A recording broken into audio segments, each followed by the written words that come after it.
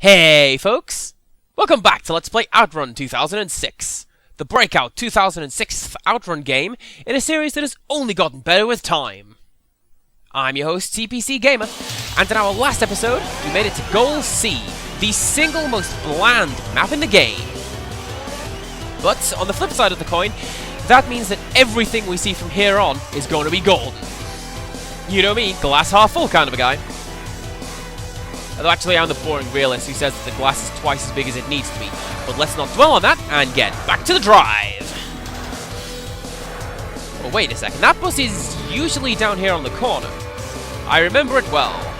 Like someone who literally just played this stage 5 minutes ago.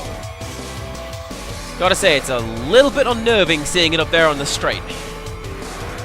And it's even more unnerving passing it. Because every time you pass a long vehicle, like a bus or an oil tanker, it makes this low crunching noise that sounds like you've actively hit something.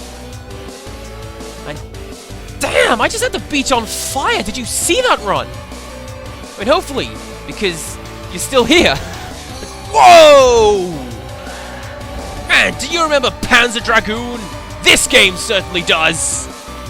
Oh, I think that's the best flyover in the game too. Or the second best. Because you can also get a flyover by the jet from Afterburner, and I always forget which one is the best and which is the second best. I'm going to say the best one is the one I got, because dragons are cooler than jet planes. Thus spake the rule of the playground. And that's something that Sega does with a lot of its arcade games, and some of its console games as well. They throw in a lot of nostalgia for nostalgia's sake, and I love it when they do that. I mean, that's why, in terms of design and variety, I prefer Sega All-Star Racing to Mario Kart. And it's just a shame that, mechanically, the Sonic racing games feel like hot garbage compared to Mario Kart. Although that said, I think that if Nintendo did their own version, Nintendo All-Star Racing, whatever, that would be a lot better than their current product. I mean, they're getting there with Hyrule Kart and Animal Crossover. Like, if they could expand it to be an entire game of that, I think it'd do really well. And on the other hand, flipping the formula, I want to see Sega Smash Brothers. I want to see Sonic and Knuckles throw down against Toe Jam and Earl. And like, Alex Kidd and Shinobi would be there. That'd be awesome. Because if you think about it, Sega has put out a lot of games with cool fighting characters in them. I mean, most recently Anarchy Reigns and Mad World, but there are also games that people actually bought. Like you've got Altered Beast, the Yakuza series, Streets of Rage, for crying out loud. And you'd have Echo the Dolphin, the Bonanza Brothers as assist characters. I may have put way too much time into thinking about this game over the years. But seriously, if they went for some good characters and not like Awesome Possum or Socket or whatever, I'd play it. And it'd be great. And they'd call it Dream Arena! Because I don't care if the last time they used that name it flopped entirely, that is an awesome name.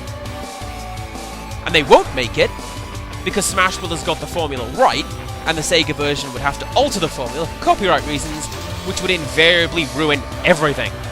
Like, none of the mascot fighting games I've played have been mechanically as good as Smash Bros. Anyways, back to this Sega game, we're in the Ice World.